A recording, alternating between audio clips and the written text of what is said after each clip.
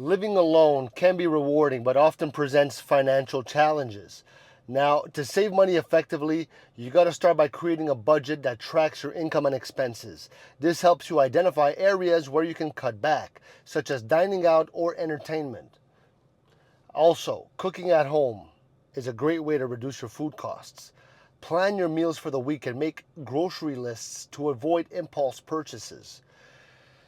Review your subscriptions and consider canceling those you rarely use. Opting for shared services or free alternatives can also be beneficial.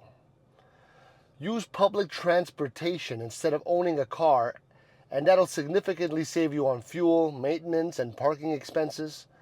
You know, when shopping, look for sales, use coupons, and buy non perishable items in bulk. Thrift stores can also provide affordable clothing and home goods. All right? Nothing wrong with that.